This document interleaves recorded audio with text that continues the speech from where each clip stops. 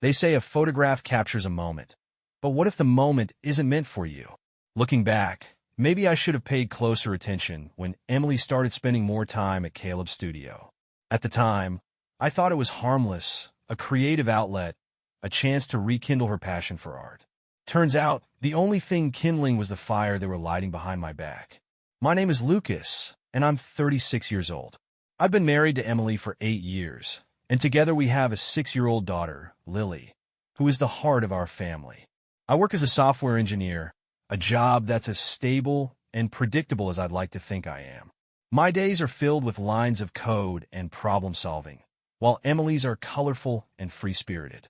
She's a graphic designer by trade, though her real love has always been photography.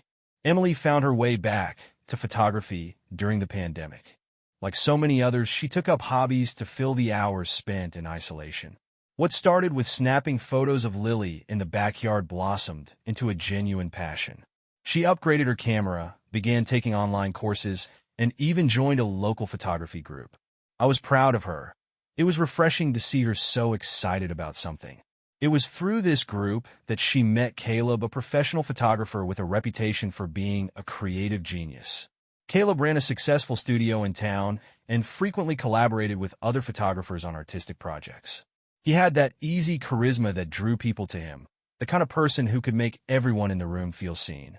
Emily was enamored, often gushing about how much she was learning from him. At first, I thought nothing of it.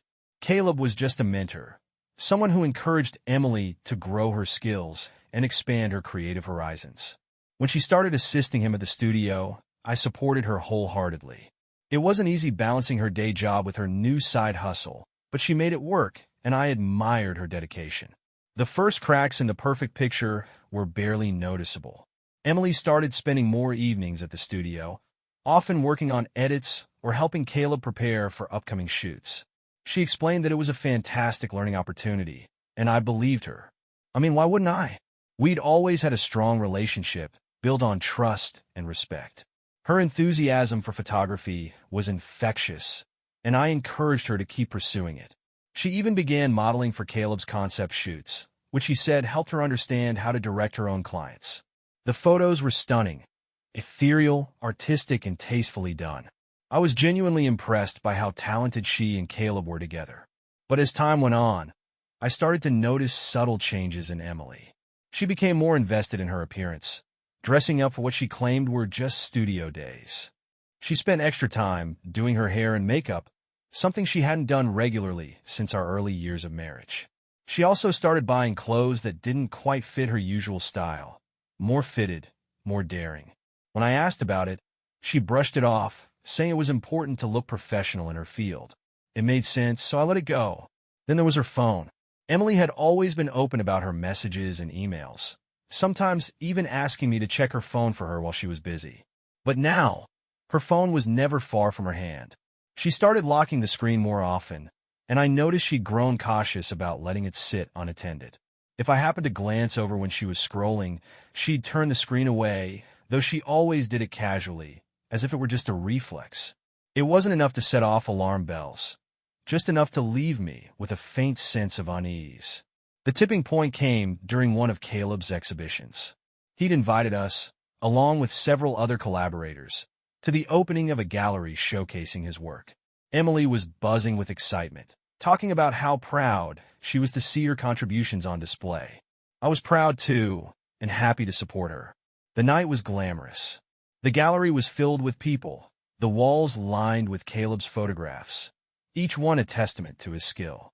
Emily's portrait stood out, glowing under the soft gallery lights. She looked radiant, mingling effortlessly with the other attendees, her confidence on full display. I couldn't help but notice how often Caleb's gaze found her in the crowd. At first, I chalked it up to professional pride. He was her mentor, after all, but the way he looked at her, the way his eyes lingered just a moment too long, felt personal. That night, as we drove home, I couldn't shake the feeling that something wasn't right. Emily was glowing, chatting excitedly about the event, but I was distracted, replaying moments in my head. The way Caleb leaned in to whisper something to her during the exhibition. The way she laughed, her hand lightly touching his arm. The way he seemed to orbit her, even in a room full of people. Still, I convinced myself I was overthinking. After all, Emily and I had built a life together, a beautiful, happy life. What reason did I have to doubt her? But doubts, once planted, have a way of growing. Over the next few weeks, I couldn't help but notice more. The late nights at the studio. The way her excitement for photography seemed to center more and more on Caleb. The way she talked about him. Her tone filled with admiration and something else I couldn't quite place. It was small, subtle, like a photo slightly out of focus. But the unease was there, lurking in the shadows. I didn't know it yet, but the picture-perfect life I thought we had was about to shatter. You know that moment in a suspense movie when the music shifts and you realize something bad is about to happen? That was my life when Emily announced she wanted to try a nude photo shoot. Except there was no ominous soundtrack to prepare me. Just a casual remark over breakfast that left me frozen mid-coffee sip. It started innocently enough, or at least that's how she framed it. Emily mentioned that Caleb had suggested she push her creative boundaries to understand the art of photography more intimately. Apparently, nude shoots were part of the craft, a way to explore lighting, composition, and the human form in its rawest state. She said it like it was no big deal, as though she were discussing trying a new filter or lens. I tried to act supportive. After all, this was her passion, and I didn't want to seem like the insecure husband who couldn't handle his wife's artistic pursuits. But the idea sat heavy in my chest, an unease I couldn't shake. The thought of her undressing in front of Caleb, of him capturing her in such a vulnerable state, felt wrong. At first, I tried to convince myself it was just me being overprotective. Emily had always been open-minded and creative, so this wasn't entirely out of character.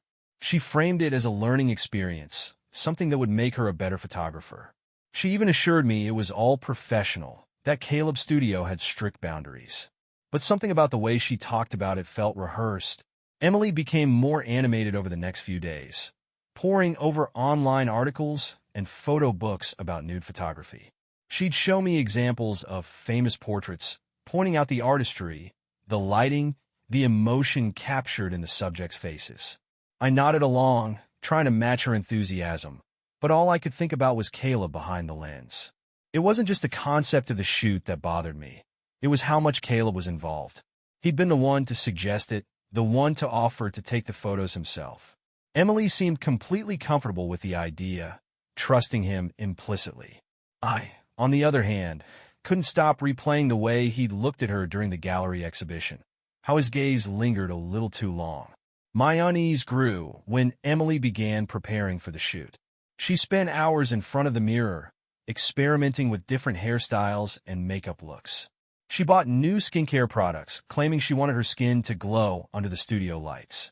Then came the shopping trips, soft, flowing fabrics, delicate accessories, even a robe she described as elegant but practical. It felt like she was preparing for something far more personal than an artistic project. The night before the shoot, Emily seemed unusually giddy, like a teenager getting ready for prom.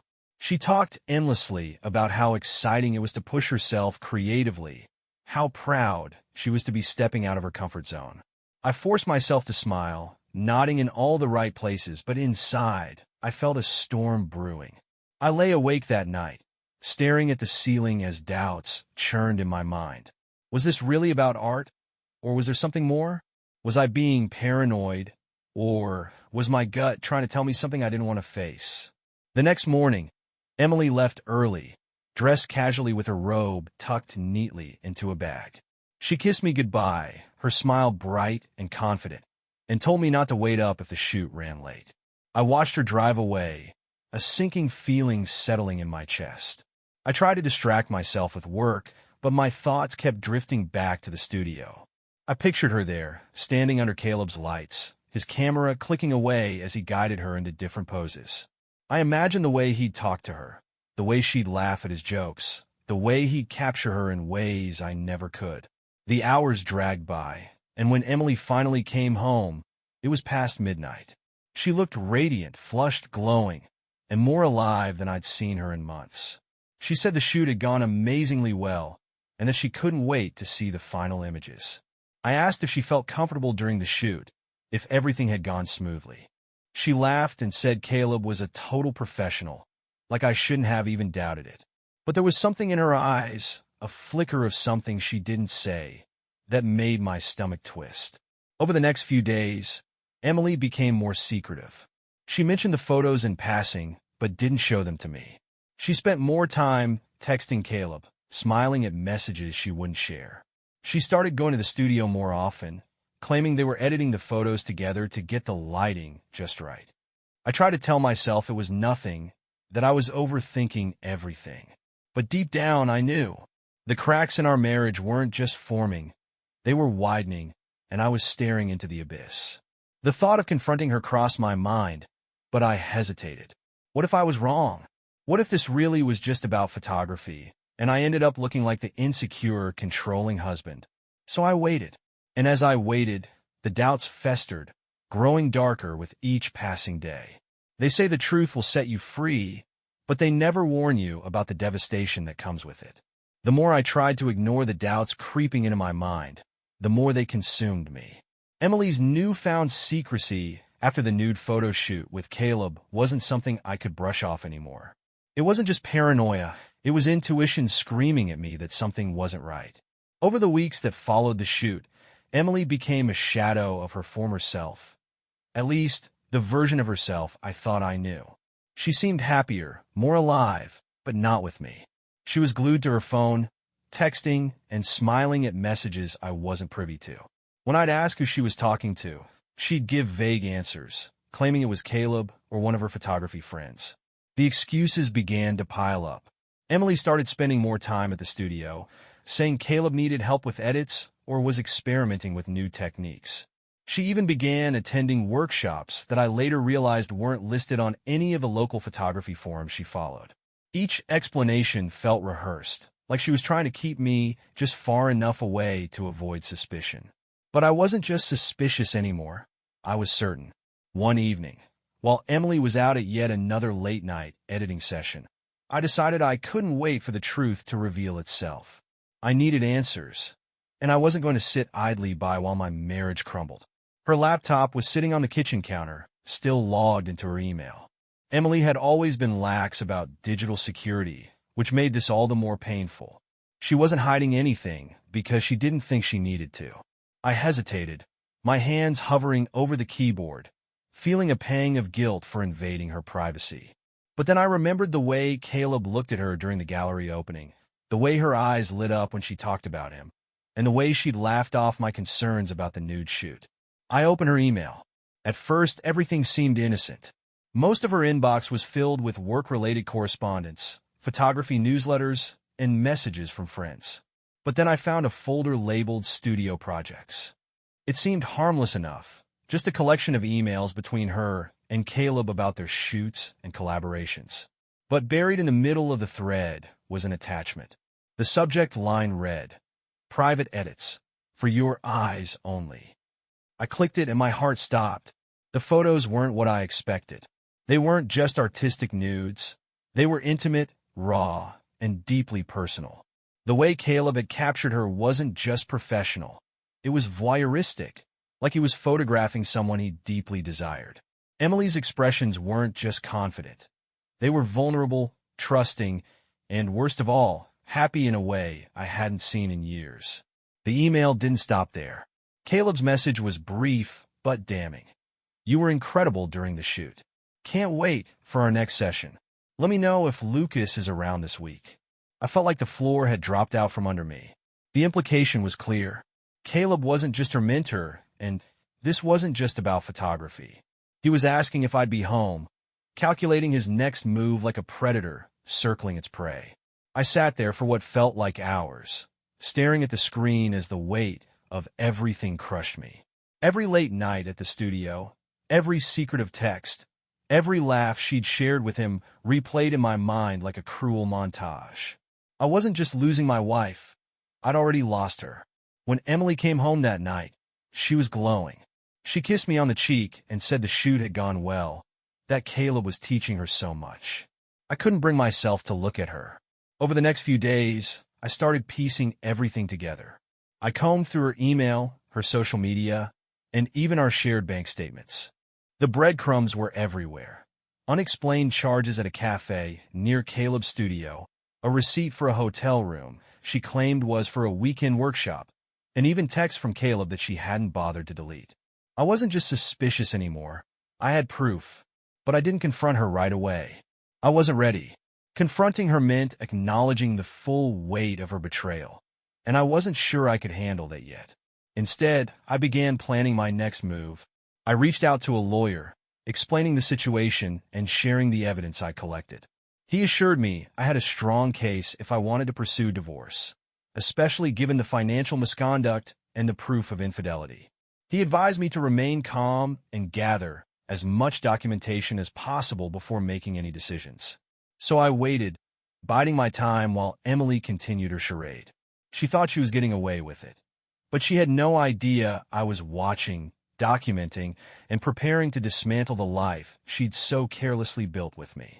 The worst part was pretending everything was normal, sitting across from her at dinner, listening to her talk about her day, tucking Lily into bed while Emily texted Caleb in the next room. It was unbearable. But I couldn't let her know I knew. Not yet, because when the time came, I wasn't just going to confront her. I was going to expose her. They say revenge is best served cold, but I wanted mine served loud, public, and unforgettable. After weeks of quietly collecting evidence of Emily's affair with Caleb, I had everything I needed. The texts, the photos, the receipts. They all told a story of betrayal that was undeniable. I wasn't just a husband scorned. I was a man on a mission to expose the lies and hypocrisy she'd been living. The breaking point came when I stumbled upon the final piece of the puzzle. Buried in her phone's photo gallery, I found a selfie she and Caleb had taken together. It wasn't just any selfie. It was taken in a hotel room. She was wrapped in the robe I'd bought her last Christmas, smiling coyly at the camera, while Caleb stood behind her, his arms around her waist, shirtless. The timestamp confirmed it had been taken during one of her so-called workshops. That image burned itself into my brain. It was no longer enough to end the marriage quietly.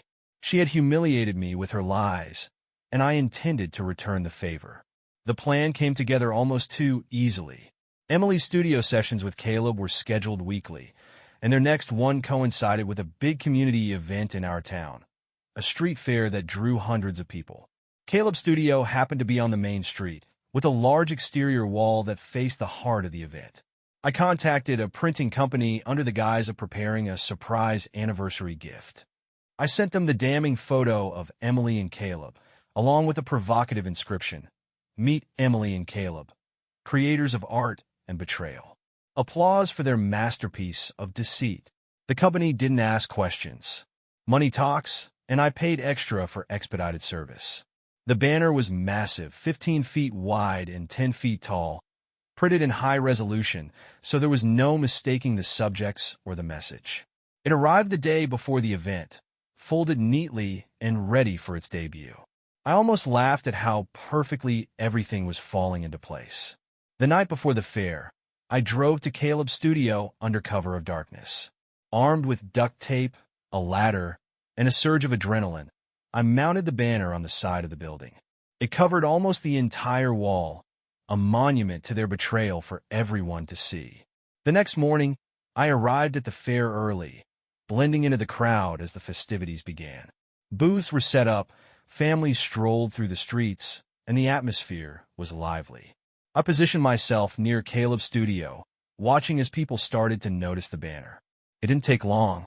At first, there were murmurs, curious glances, and a few chuckles from those who passed by. But as more people stopped to read the inscription and take in the image, the reactions grew louder. Gasps, laughter, and even some applause rippled through the crowd. People began taking photos of the banner, sharing it on social media with captions ranging from shocked to gleefully vindictive. By the time Caleb arrived at the studio, the banner had become the centerpiece of the event. I watched from a distance as he pulled up in his car, his expression shifting from confusion to horror as he saw the massive image of himself and Emily plastered across his building. He jumped out of the car, frantically trying to tear the banner down, but the duct tape held strong. The crowd, sensing his panic, only grew larger, phones raised to capture every moment of his humiliation. Emily arrived shortly after, her face pale as she realized what was happening. She looked around, her eyes darting through the crowd as if searching for me. I stayed hidden, watching as the woman I'd once loved stood frozen in the spotlight of her own disgrace. As Caleb and Emily struggled to remove the banner, the damage was already done. The image was all over social media, shared by locals who couldn't believe the drama unfolding at their friendly neighborhood street fair. Comments flooded in, some sympathetic but most mocking the artistic duo. I stayed just long enough to see them succeed in pulling the banner down, their faces red with embarrassment and anger. The crowd eventually dispersed, but the whispers and stares followed them for the rest of the day. I drove home feeling a strange mix of satisfaction and emptiness. The marriage was over. That much was clear. The banner had been my way of taking control, of reclaiming the narrative Emily had tried to rewrite behind my back. When she came home later that night, her face was streaked with tears. She didn't say anything, and neither did I. She packed a bag and left, slamming the door behind her. I didn't try to stop her. The banner wasn't just an act of revenge. It was a declaration. I wasn't going to let her or Caleb continue their charade without consequences.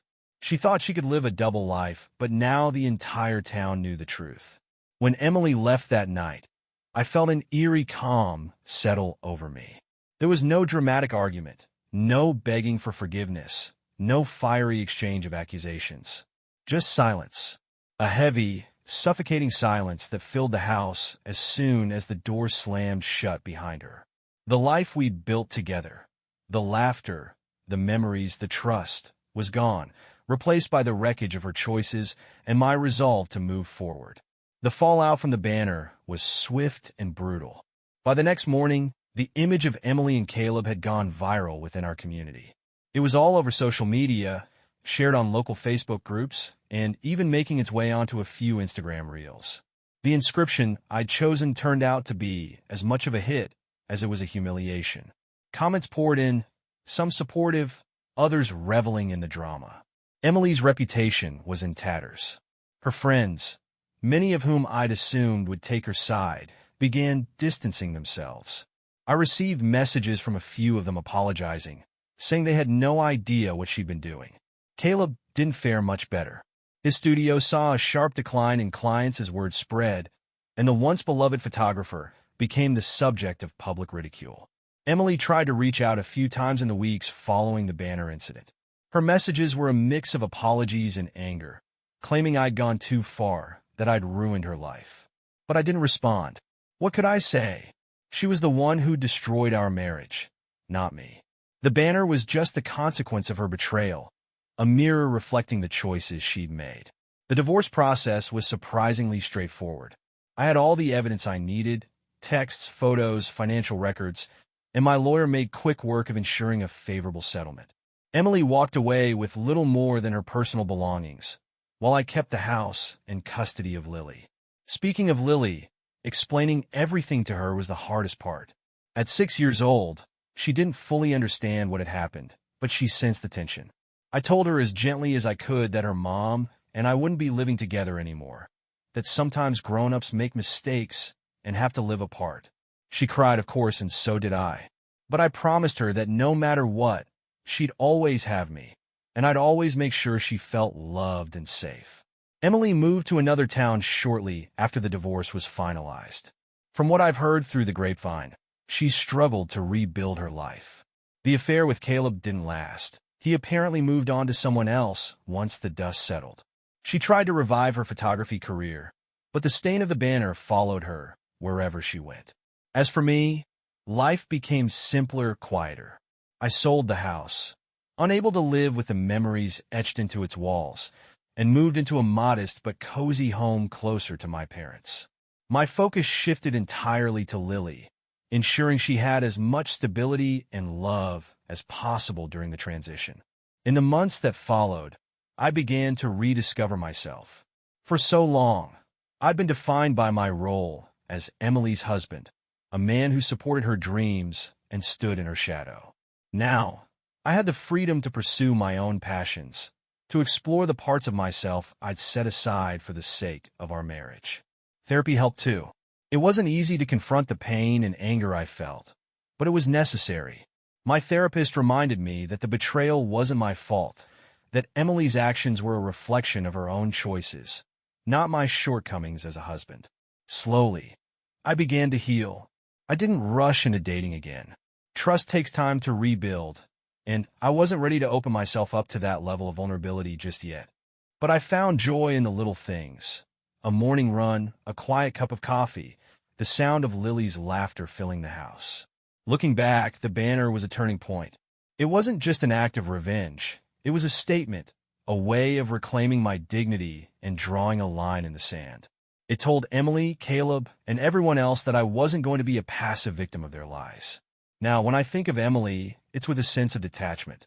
She's a part of my past, a lesson in what happens when trust is broken and boundaries are crossed. I don't hate her anymore. In a strange way, I even feel grateful for what happened. It forced me to confront the cracks in our relationship and rediscover the strength I didn't know I had. Life isn't perfect, but it's mine. And for the first time in a long time, I feel free.